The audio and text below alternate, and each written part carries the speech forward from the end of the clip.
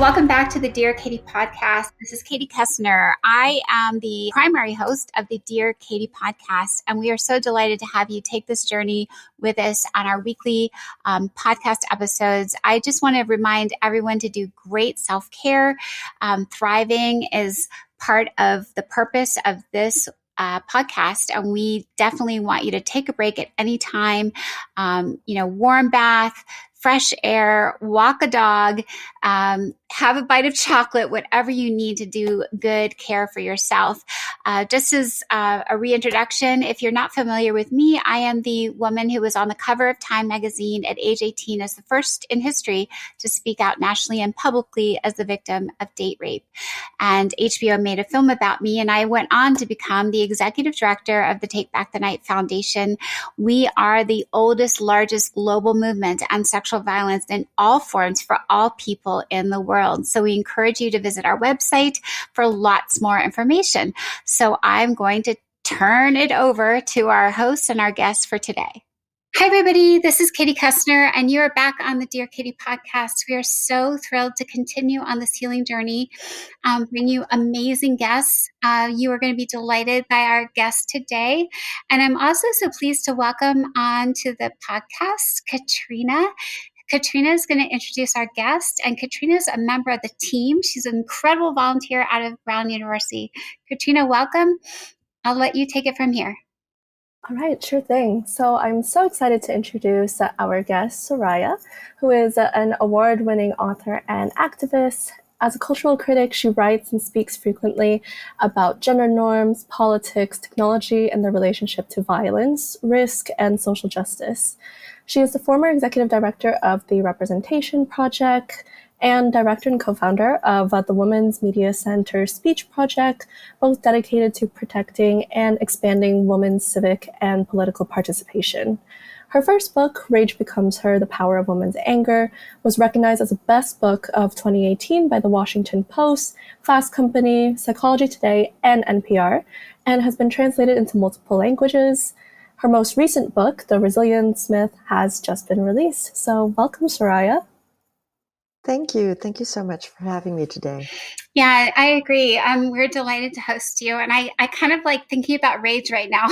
So maybe we need to start with rage, and then we go to resilience lead. The R and R, like not the new normal R and R's, but some too I like a little better than the normal R and R.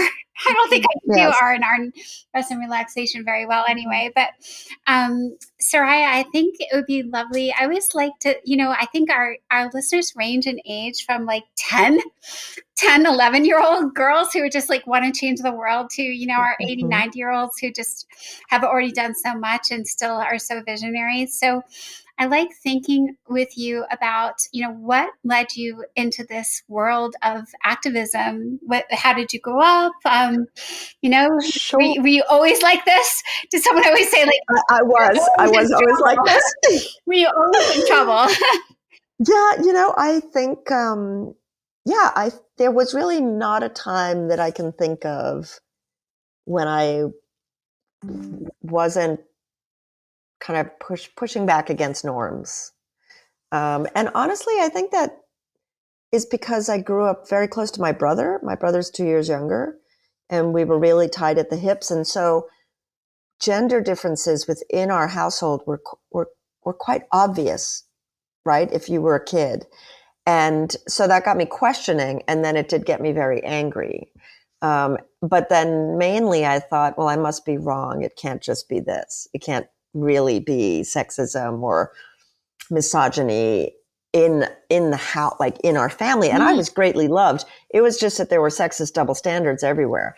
And so I went to school and I went to college, and in college I started a feminist magazine at Georgetown University, because by then I was like, no, actually it is that. But you leave the family, you go into the wider world, and you understand the complexity of those ideas. You understand how gender constructs and mutually constructs other forms of oppression, et cetera. And actually, it was when I was in college that Kimberly Crenshaw wrote her paper on intersectionality. It was probably one of the first things I read It was the first year of women's studies classes in 1984, 85, sort of. Yes, I forgot, Yeah. Soraya. And so, yeah. Like for our listeners, they might not understand that because now it's gender studies, but it originally was women's studies. And That's there were right. some of these That's right. amazing feminist philosophers that I read, Mm-hmm. and I was like, oh my God, these women are so cool. It's not just Simone de Beauvoir, like That's right. there's a few more. That's right. There was. Yeah, and it was a time, it was really generative time because there was just enough freedom for Black women radicals for their work to enter Yeah. the academy, and there was so much resistance to it. There was so much resistance to it.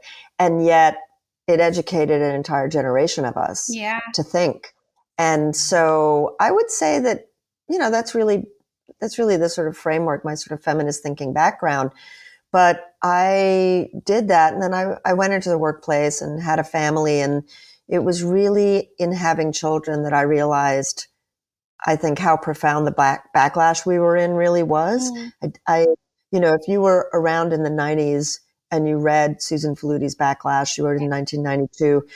I think she republished it in 2005 or 2007. And during that time, she herself says, I thought maybe we were at the peak in the 90s, but we weren't. And I wholeheartedly agree with that. I think we're still in just this immensely kind of long tail reactionary backlash to civil rights, to women's liberation, to societal change that transformed America. Yeah. Anyway, so I started writing again in 2010 full time.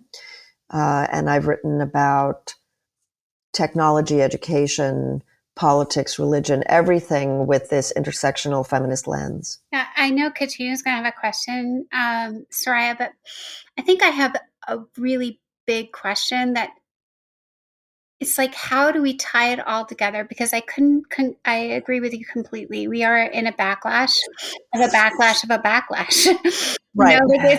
I feel like we just get slapped up and down. And then there's still this entire echelon of women who are keeping us in place. Yeah. I even have one, and ironically, she went to Georgetown Law. She's a relative of mine, and she gave up her whole legal career to bake cookies and be like the Stepford wife, because her husband works on Wall Street and they live in a $12 million mansion in Connecticut. And she's like, I love baking cookies. I love having 3 children. I'm like, I mean, I love baking cookies and having 3 children too, but I think that. But I think she does it to the detriment. I would just add, I think she does it to the detriment of other women who she finds beneath her because they are not living her life. Yeah, I mean, I think the challenge is that we're all implicated subjects, right? Like, we are all implicated subjects. We live in a capitalist society. We live in a heteronormative society. We live in a patriarchal society that's male supremacist. So you can only do so much as an individual or even as part of collectives to challenge those things, to fight those things, to act in ethical ways, to develop a morality that hews as closely as possible to your beliefs. But the world as we know it will put up every single obstacle in your path. I mean, it's interesting. I don't know if you know Liz Plank. She is a feminist writer. She's really wonderful, super smart. Liz and I were talking we were on a panel one day, and she's younger. I'm 58 and she's, I think, 33. But she was talking about how people as individuals should be themselves, should claim their identities, should create found family, all of which I agree with. The only point at which we diverged was that I believe that all of that is possible until you have children and have to join institutions like schools, until you need legal rights, until you need beneficiary policies for healthcare. All of those institutions are constructed to reinforce and reinforce and reinforce the hierarchies that keep people oppressed. Even the nicest school is still largely shaped by the idea of a nuclear family led by one wage earner, right? Like that comes up over and over and over again, even in progressive schools. And so I think that all we can really do is determine for ourselves what we're capable of and try our hardest to live in those ways. Soraya, not far from where you live, I spent a year retooling one of the most elite private schools. I do a lot of policy work, Soraya. Yeah. And literally, we rolled out a 4-year. It will take them 4 years to adopt a narrative that's not heteronormative, nuclear. Everything you just said. It's very hard. It's very hard. We need a name. We need a name change policy. They're like, a what?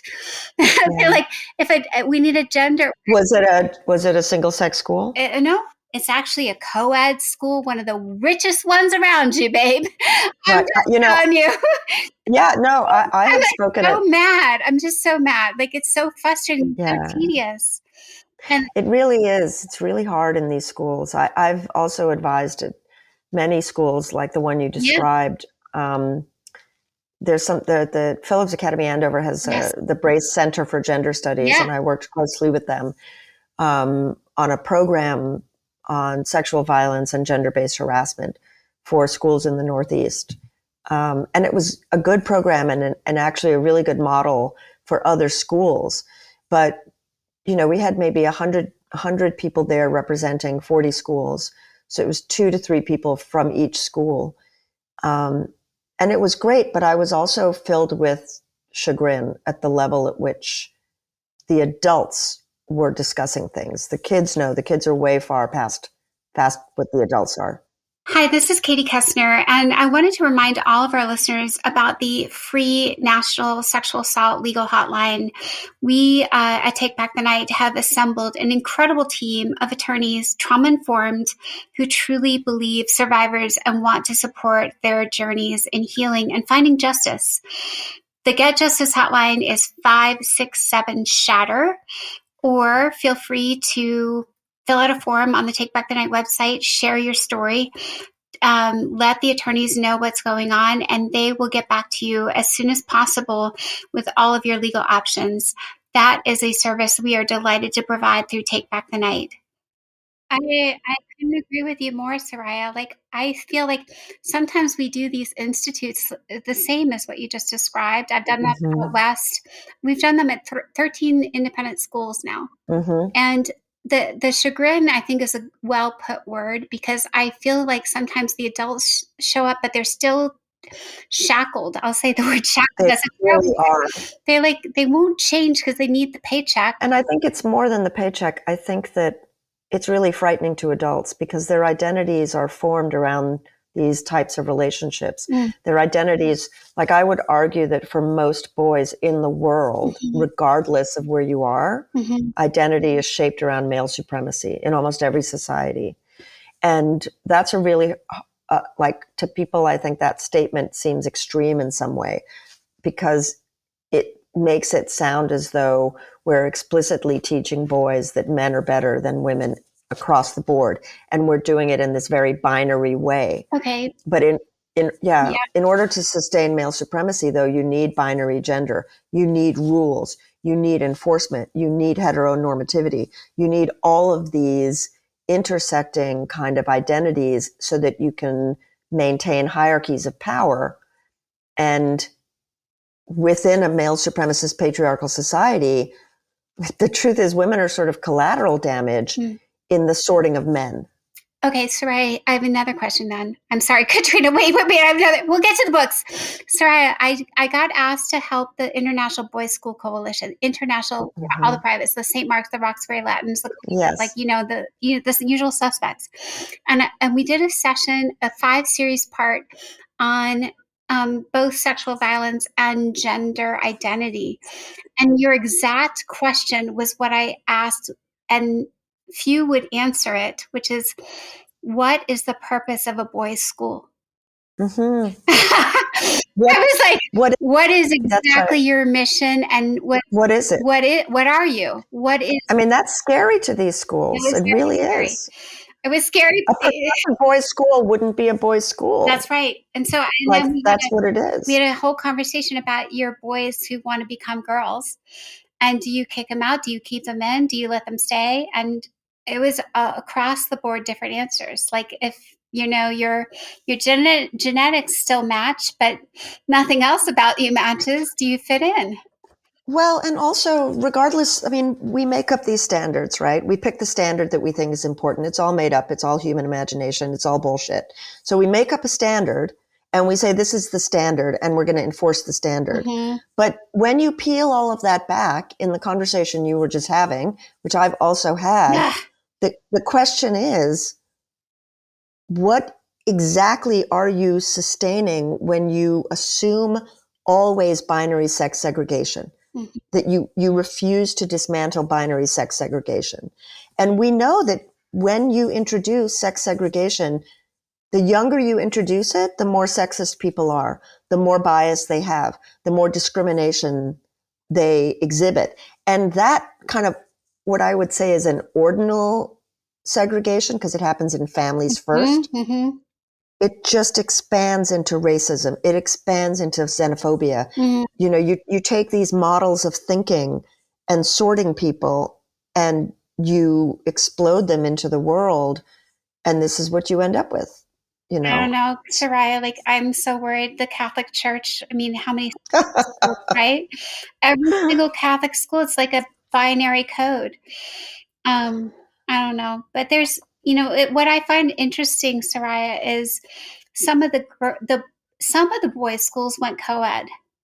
Like, mm-hmm. You know what I mean? Well, hello, colleges. Hello. When I spoke at Harvard, it was Harvard and Radcliffe, like decades ago, right? It used to be mm-hmm. Harvard and Radcliffe. Everyone was still segregated. Right. I think I like I wish you would say it again.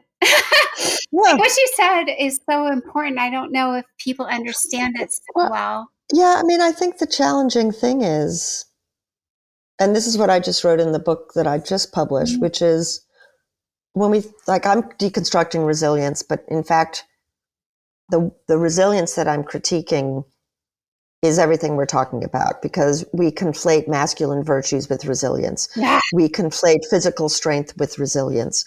We conflate all of these pretty toxic ideas about capitalism with resilience. Mm. And so what I'm saying in the book is we need to develop resilience, true positive adaptation to the worldview we've inherited. Mm-hmm.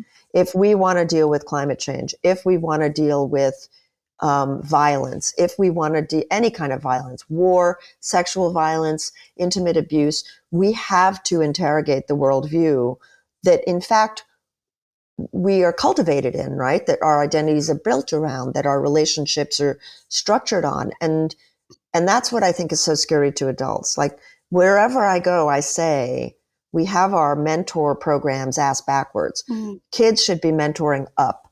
Kids should be adults should be quietly listening and learning from kids, not the other way around. Mm-hmm. I'm like the opposite of Jonathan Haidt right now. Soraya, I think you're so fun. And so brilliant and so amazing. I should know. I'm like honored. I'm so excited to. Mm-hmm. I feel like I feel like I'm in women's studies right now. Back in college, and we're like having this most awesome conversation. This bridge builds my back. Like we're talking about every tome that I ever read, and we're just exploring them all. And I also think it's interesting about the Catherine McKinnons, and you know what I mean? Like there's also the legal.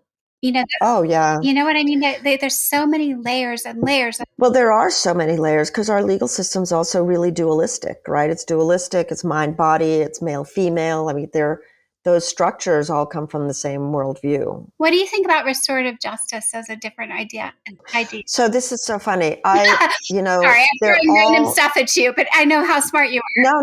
No. They're first of all, I think there are several models of restorative justice. Mm-hmm. And I don't know if you've seen kaleidoscopic justice. I mean, I think that we don't have to make things up. There are cultures that have different approaches to justice. It's just that ours drowns them all out. Yeah. We have deliberately destroyed those cultures. Yeah. And so I think, when people hear abolitionism or they hear anti-carceral they don't know enough to understand it. Mm-hmm. Right? That's also scary. They think there are going to be criminals running around everywhere killing us. I mean, this is absurd because nobody wants that. Dogs.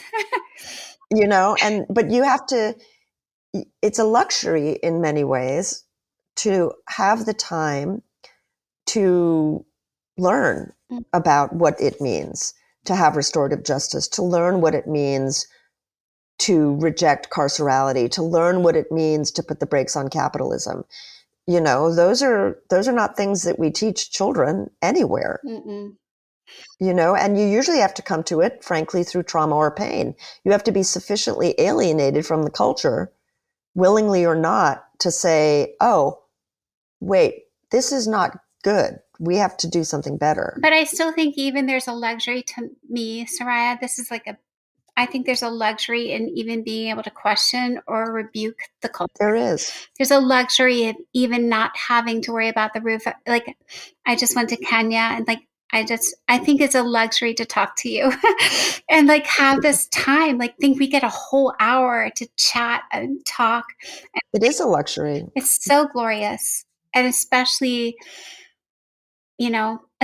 Catrina, go. Katrina, you talk. Well, I just want to say that this conversation is just going in a very interesting direction. And so for some context, I'm 21 years old, self-identify as a feminist. It's very much a movement that I felt strongly about for years and years. But I feel that a lot of us just kind of take a lot of things for granted when it comes to equality and the fight for it, where we're not really thinking about how what previous generations have had to go through and how these types of thinking were considered so radical back then. Even the entire concept of having a woman study class was so unheard of for so many people. It was unheard of. And so I think that one of the common criticisms with people who are on the more left-leaning side of things is that we're lacking in imagination. We want to keep on working within these systems. We can change them from the inside instead of dismantling it and redoing it. And I think that looking back at what activists and leaders of the movement were going through back then teaches us that everything was radical at one point. And things that we're saying right now that may seem entirely radical, future generations might look back at and be completely confused by. So, yeah, I agree. And I think too that I don't want to use the term purity test because it means something specific, but there's this idea that there's one way and that we should be doing it one way. And there's a pluriverse of ways to do things. And people, we actually need everything to happen at once, all of it. And that's a hard thing to get your brain around, right? Some people should be doing X, some people should be doing Y. And it's okay if we can respect each other and work across difference. But there's no one way to quote unquote do feminism, right? There are people who I think are quite visionary. They can literally envision a different future, and they have one role to play. There are people who have the patience, I'm not one of them, to work within systems, right? But they actually play a really necessary role because we're never going to just destroy systems and start from scratch. That's just, I think, a pragmatic reality. But I will say that the slow work, the incremental work, it just comes to a point of a tipping point, and then there's just a massive shift and nobody really knows when it's going to happen. It was like gay marriage. I actually think gay marriage is ultimately I'm one of these people who thinks it's quite conservative because it doubles down on marriage in a certain format. But the fight for gay marriage took decades and it just seemed like it would be an endless fight. And then one day everyone was like, we're all in, we're good. Gay marriage is fine, and that was a remarkable victory. And I think that's sort of a good example. I do think though that what we're seeing right now with abortion rights is a testament to how nonlinear change is. Yes, absolutely. I think you were talking earlier about that whole like swing back, and I'm not sure how familiar you are, because maybe this is just something that's on social media, which is aimed towards like much younger generations. There's this whole repopularization of like the trad wife trend, and people, wanting to. I've commented so much on trad wives. It's and it is a bit scary, kind of terrifying to see like a woman of my generation, of course, trying or like making these choices which they believe, which I think that there is a little bit of rewriting of history going on over there, where they think that going back to the 1950s and 1960s with, I mean, it's a utopian mistake. Absolutely. Just the entire idea of like women always working from home. I feel that there's also, of course, some elements. It's just ahistorical. There was only a very small. Also white supremacist. Exactly. Like women of color, poor women have been working and providing for their households forever. There's never been a period of history where they weren't. So it's just, it's a little disheartening to see that there's some swing back. But I have to say, what I find most disheartening is that half of men under 30 support Donald Trump. That too. I mean, I'm writing a lot about gender polarization, but honestly, I've been writing about it for 15 years. It's been ongoing. It's just at a peak right now. You know, gender polarization has been increasing in America since 1973, and no one paid attention to it. People kept saying, why are parties, why is there so much polarization? And, you know, someone like me says, well, maybe we should pay attention to gender because this is driving our polarization. And really and truly that gets dismissed. Until now, you can't dismiss it as much, right? Because one party is entirely running on the platform of male supremacy. Yeah, absolutely. And that is white supremacy. You cannot separate them, right? And I do think that supremacy in government and in power is also bleeding into very much like supremacy of thought, and how a lot of us are really internalizing those messages, and just watching a lot of people, you know, kind of fall into that like pipeline of suddenly going a little bit more conservative, or deciding to, you know, give up their own rights, not to, of course, blame women as like the only people who are swinging us back to this. Of course, it's still like the people in power and men and etc. But but it's like, we're all in the culture. I mean, women have always been part of patriarchy. We, you know, and the women who endorse these ideas, they do it for good reasons, because they need protection, because they experience power vicariously, because their identities are constructed around these values, right? I mean, if your identity, if the source of your sense of being a good person has not expanded beyond the role prescribed for you, then you're going to confirm it, right? Hi, everybody. It's Katie Koestner. Just a quick interruption.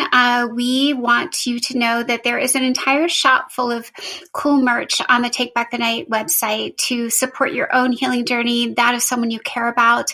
There are t-shirts, there's bracelets, there's glow-in-the-dark stuff. There's all kinds of unique special edition from our artist series as well. So please take a look. If it's a holiday or a special occasion or just a gift to yourself, support Take Back the Night through your purchase. Yeah, absolutely. There's like some self-preservation elements in there, as well as just not being able to imagine any other role. And also religion, of course, because we have the most religious of all countries in our kind of peer group. And there's just no overstating the influence of religion on American political thought. Yeah, precisely. Yeah, and okay, so I know that Katie said she doesn't like to make these into like these very like interview-like sessions, but there was just, I suppose, like a question that I think was in my mind when both reading about the resilience myth, all the promotional material around that, as well as reading your previous work, Rage Becomes Her, etc. And just something that I thought would also be very relevant to this podcast and something that we don't talk about or touch on quite a lot. And so I was wondering if you have any commentary on it.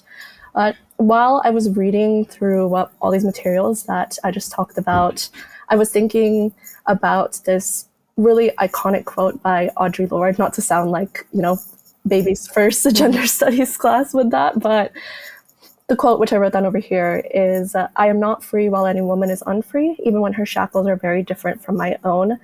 And I think that kind of connects to this not so unpopular misconception that I've been observing out there, that it's possible to detach yourself from the fight against sexual violence if or because you personally were never subject to it. You've never been victimized, no one you loved has been victimized, etc.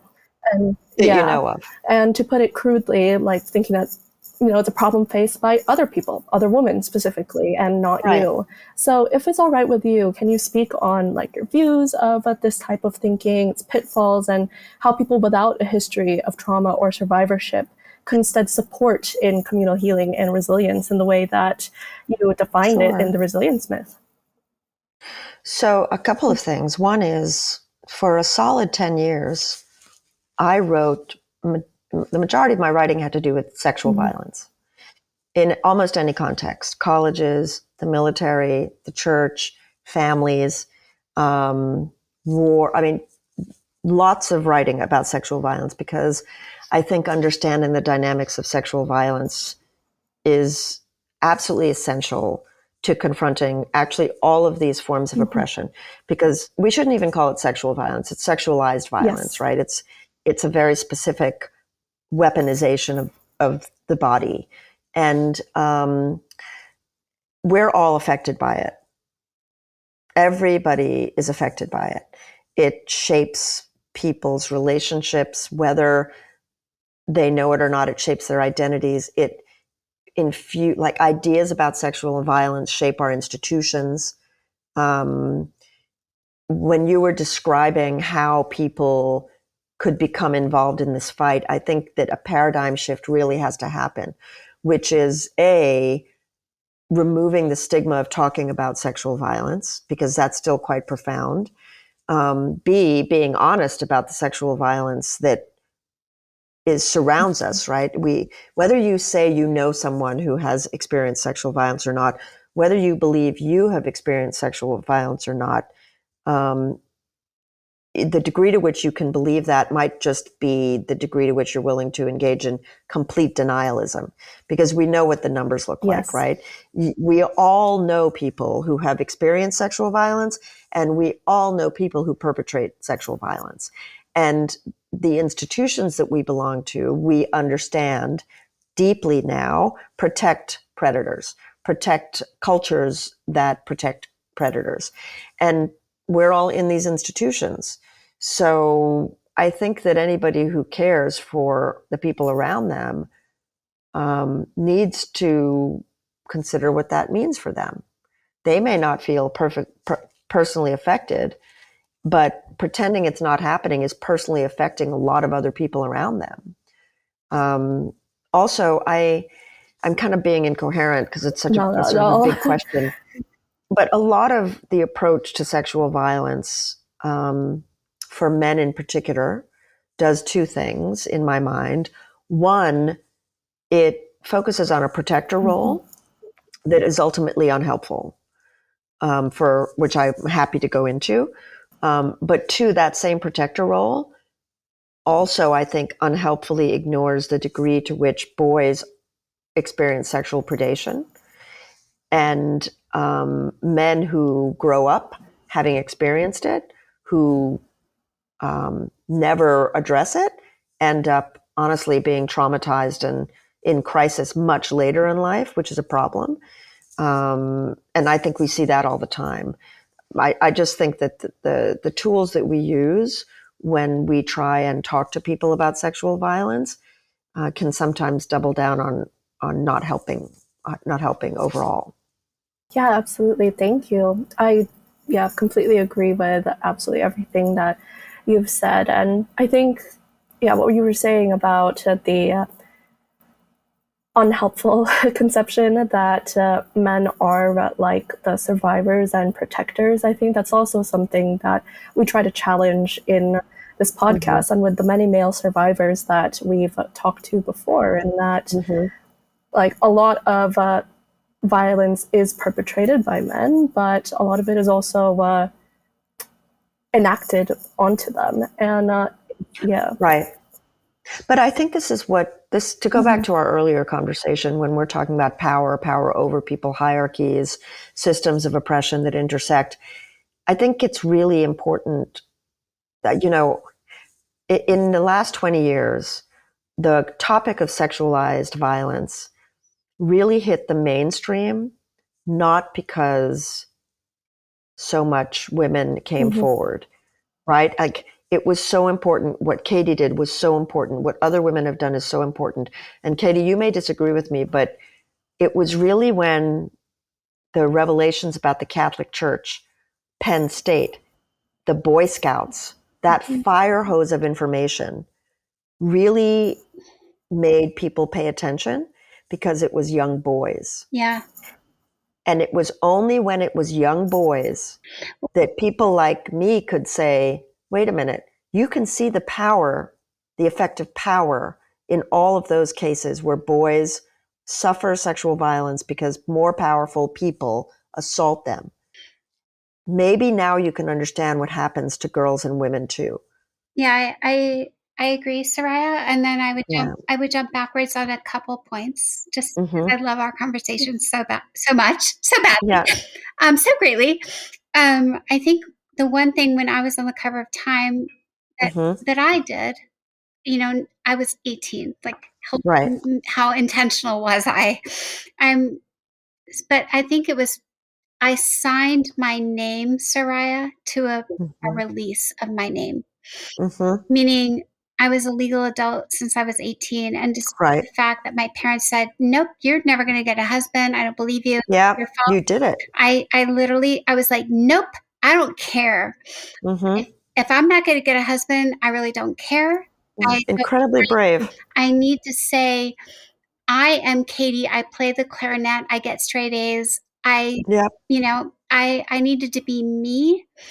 I needed to have an identity, and I needed to have a name, not just a pronoun, not just a Jane Doe. Yep. Because at age 18, I was like, he should be embarrassed, not me. Right. And so Right. that was like step a little one. And then wait, and then I'll toss it back to you, Soraya. No. Because that was like, I totally agree. Then we needed men to be victims. And that's what I did. I was like, oh my God. First of all, the laws need to change. They're not about resistance, they're about consent. When did you have to resist the guy stealing your wallet? You don't have to. You don't even have to say anything. If he takes it, it's wrong. I don't care. It's wrong. It's right. if you have it in your hand, if you're walking around showing $100 bills, if someone reaches out and takes them, no matter how promiscuous you are with your money, I was like, Yeah. you don't get to take my money, even if I flap it in your face. You don't get it. So I was like rogue, Soraya. No, I know. It was really brave. Crazy ass. Like, I was all by myself, and there was I didn't even know there was anyone out there doing this. But then I totally concur. Then along came Polly, meaning not Polly, but Billy. Then along came like men, because I was like, if men, why are we defining this as in terms of, women are still property? Yeah. Sex, I'm not your property anymore. We got rid of that. So, and then so I head to these couple things. One, I love what you've just said. One, I think the power and control is going to get lost on the majority of humans. We can't win that. They don't even get that. They're living day to day. They don't see the macro. That's right. Living the micro. So I keep doing the micro, Soraya. Like, you're doing the macro, and I so honor you. But I like, No, you're also it's not, doing, it's hard. yeah, no. The micro is just me sitting on a plane. I'm like calling men out across the aisle. Like, I don't want to look at your porn. Shut that thing down. Oh, I have done that. Oh my God. Yeah, like I don't want to see that. I don't want to just see your computer. And I'll call the flight attendant. I'm like, why do I have to look at his porn? Like, I'm so micro every single day. I'm protesting everything. I'm like the feminist everywhere you go. You're gonna hate me, and I don't even look like one. I look like the 5'4" pretty blonde girl that you It's can't so even funny. imagine. I love it. If I didn't have the skin I was in, I would not have gotten away with half the stuff I've done, Soraya. Like, thank God for my 5'4" blonde hair. You know what I mean? Like, I'll stand in your pulpit at your Baptist church, and Yeah, and say the I'll things. say the things. Yeah, and I'll sneak my way in. I'm like the sheep.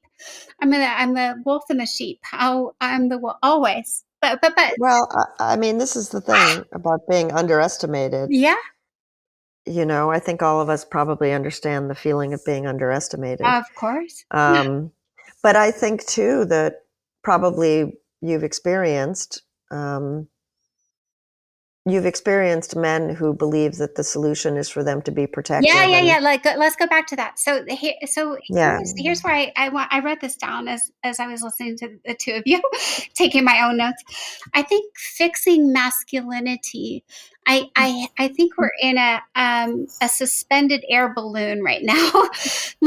Like I think they're tossing around like, oh, we need positive masculinity. No, and I'm about to go to South Korea tomorrow and meet Jackson Katz. yeah, He's the king of masculinity.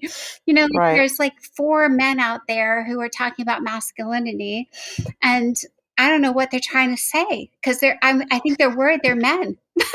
Well, I mean, I think Jackson's been at this for a long time. I mean, He's like older than I am. He's yeah, 58, I think. he's my age exactly. I'm 58, and I'm on the board of Equimundo, which is a global masculinities Yeah, what organization. are we going to do with that, Soraya? Seriously. I mean, it's hard, right? People are like, well, you shouldn't say toxic masculinity, and Yeah, not all men are bad. Like all of those conversations, and I'm like, we're just spinning our wheels here. We yeah, shouldn't be talking about good men or bad men. yeah, The concept of masculinity has simply not evolved in 80 years. yeah. That is our No. problem. Yeah. It's stuck. Hi, everyone. Thank you so much for continuing to take the journey on the Dear Survivor podcast. A quick note, we are 100% volunteer at the podcast and at Take Back the Night. Your donations, your generosity helps us do what we do on such a shoestring budget. And we would be so grateful if this show is helping you through your journey and you are passing it along to others you care about. Please visit the Take Back the Night website and donate and support our cause and our mission to end sexual violence and support survivors. Thank you. I'm tired about talking about manhole covers versus personhole covers, chairman to person. I'm like, why do you get, I hate getting shoved aside based on a vocabulary lesson. I'm like, let's get to the real stuff. Like, it's not about changing one word. It's about changing. It goes back to what you said, the institutions behind all the processes that we have to go through, whether it's healthcare, whether it's marriage, whether it's like IRS. Like, seriously. Right. The IRS, we could spend days on the Oh my IRS. God. Seriously, like marriage is like, I once said, like 30 years ago, I'm not getting married because I'll get penalized. Like, Right. I need my own money. I don't want to get married to you and pay more taxes. Like, Yeah. what's up with this? Well, I mean, I think though, to go further back in our conversation, Yes. I'm a person who does think the words really matter. It all has They to be matter. happening at once. I misspoke. You know what I mean? Generalize. No, No. I You're agree fine. You're with fine. you. But some They do people matter. can They fight. do matter. Yeah, some people can fight the word war. Yeah. Other people can do the like. It really does take everybody full court press. And I don't know what you're going to South Korea for, but I'm currently writing a book proposal about refusal. Mm. And South Korean feminists are definitely very visibly refusing right now. Mm. And a lot of the South Korean women who were in the 4B movement, they maybe didn't even identify as feminists. They just realized, wow, this is just not going to go so well for us, And so I think also thinking globally can really help us. Yes. To see what else is happening in the world and how it's happening. Yep. And what the 2-step forward, 1-step back looks like. Mm-hmm. 2 steps forward, 1 step back. Yep. Because we're having a lot of steps back right now. Like in virtually every dimension that you can think of, we're stepping back. I agree with you. And Soraya, just like, for our listeners too, I got up at like 3 a.m. and did a conference, a virtual conference with Nigeria. I was in Kenya last December, Soraya, and we did this. There's an amazing group called Durga in India that's like all about street harassment, and they're working with major Southern universities, and we've been helping them. And like, I do think it's so cool to learn what other folks are doing. Push back, because it's different from Americans, and yet it's so helpful to learn what's working for them and what can we do to support them and learn from them and import back here. I think that's right. And also, I mean, we know this, it's so different for different Americans, right? I mean, this is a point of like explaining abolitionism to people. I'm here in DC, and last Thursday was the 30th anniversary of the Violence Against Women Act. Super important legislation. But also contributed to mass incarceration. And we have to be able to deal with both of those things at once. It's so hard. It's I don't know. It gets overwhelming. Sorry, I really admire you. I admire you too. If we take it all on, like, I don't know, maybe we land kind of on some things that you do to like stay focused and stay whole. You know what I mean? Like, otherwise we're both like going out there and doing this work every day, and it could easily be like, oh my God, what am I going to do tomorrow? Yeah, and I mean, you're 21. I'm wondering if you have hit any kind of walls yet. I will say that vicarious and secondary trauma crept up on me without my understanding it. So I always try to talk to people about that who are young activists getting involved. Can you explain that, Soraya, just so we, like, all our listeners really get that? Sure. I mean, I think we're seeing a lot of this happen right now, right? Because we all live with the fire hose of the internet, which is visually intensive in a way that text is not. So first of all, it's got this intense visual quality, and it's also got an accelerated pace. So we're absorbing more information than ever before, and we're absorbing it cognitively in a different way through images instead of through text. And we're seeing, solicited or unsolicited, consensually or not consensually, a lot of violence and a lot of very jarring news. It feels sometimes as though more is happening, but I don't believe necessarily that's the case. I think that more people are aware of what's happening. So if you think of the last 2 weeks where there were 5 or 6 gruesome incidents of violence against women, it just so happened that they were all in media at the same time. But any one of the incidences that happened is happening all the time, all over the world.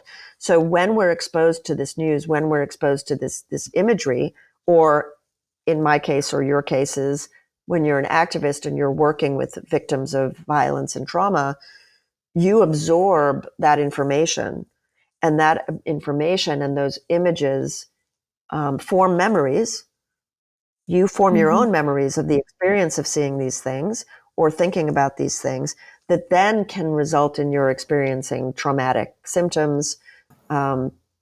Vicarious trauma literally is the trauma you experience seeing other people or learning about other people being traumatized.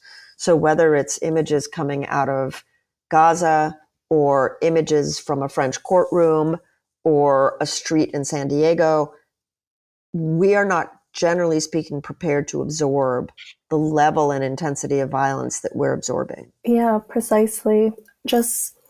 I think that your connection with that and social media and just how information is just so readily available nowadays is most definitely something that's, been difficult to reckon with, especially as like a young person, where it's like you're kind of obligated to stay on social media in order to connect with other people. It's very much like trying to stay plugged into the culture. And you can't unplug. I'm a very online person, and I definitely have learned to protect myself. I know when I have to just shield myself. Yeah, exactly. And so I think that kind of ties into one of the big reasons why I read your book, once again titled Rage Becomes Her. And it's mainly because I feel like there's just been this, barrage of just this horrible news coming in and having to deal and reckon with all of these very strong emotions of a lot of rage and anger, but also genuine sadness for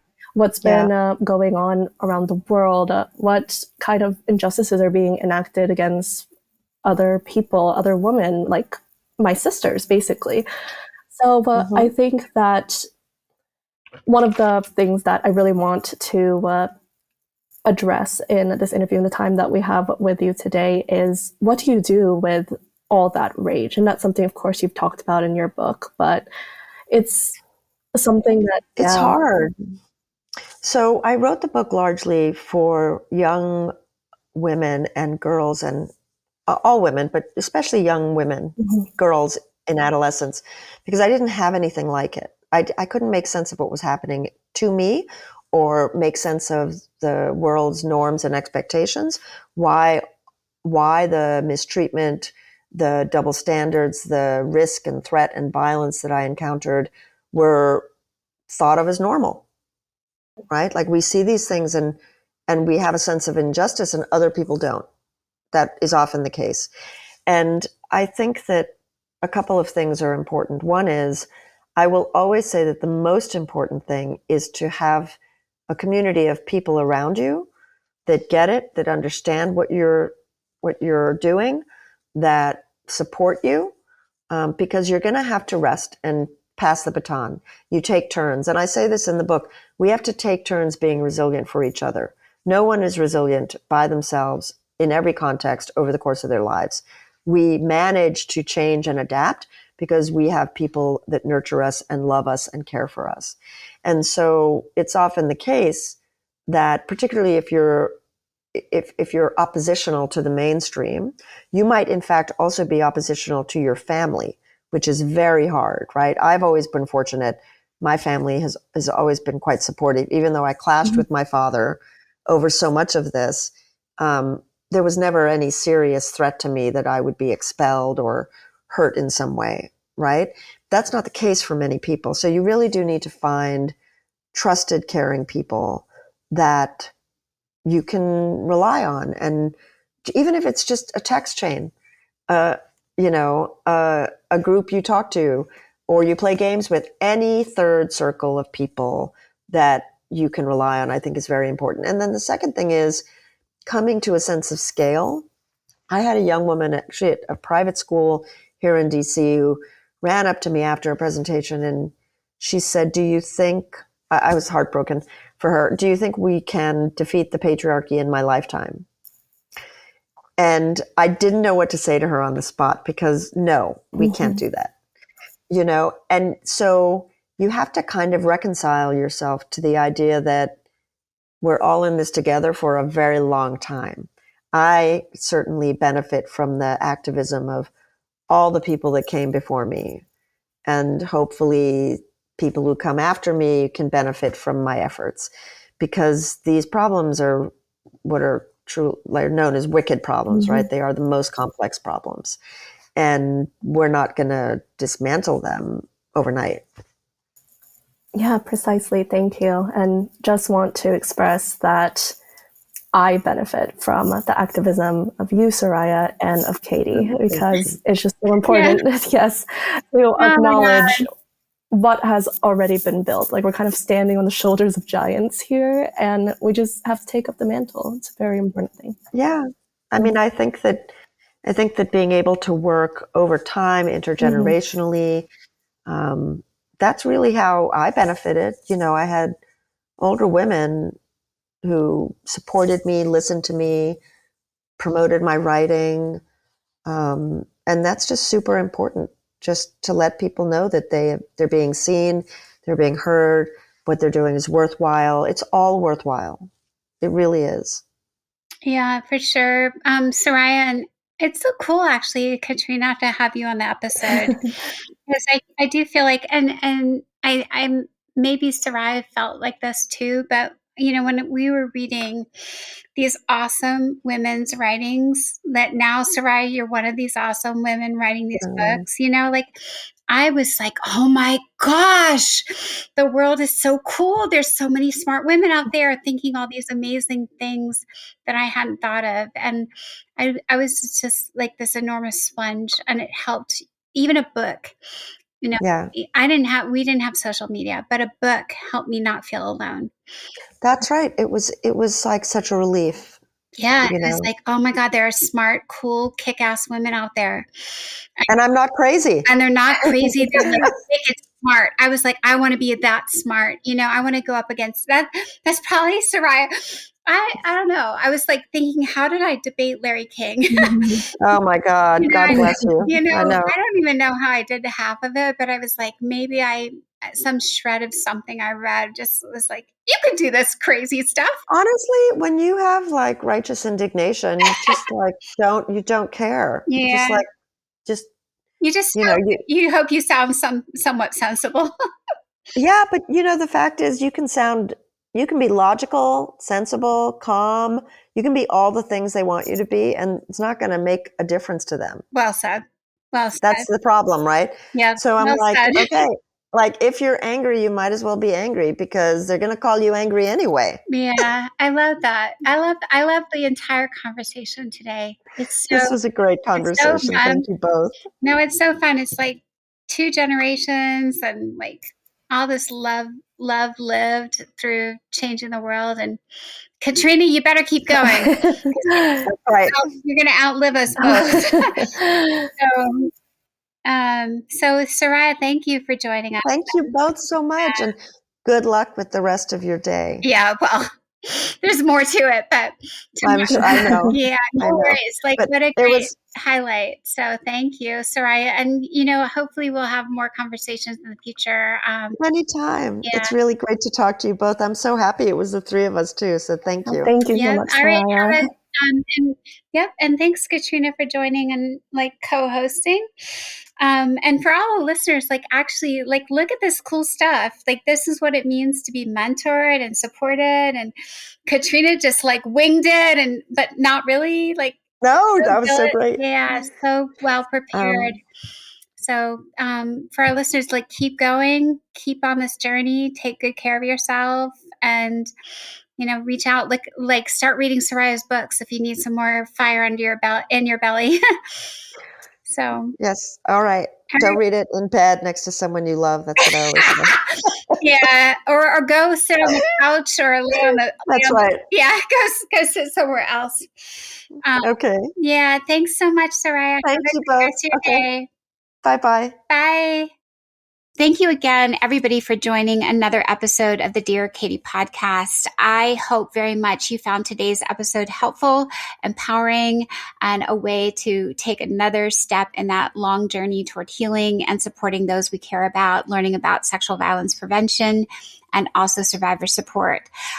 For those of you who don't know, again, the Take Back the Night website has tons of great resources, books, self-care options, cool merch.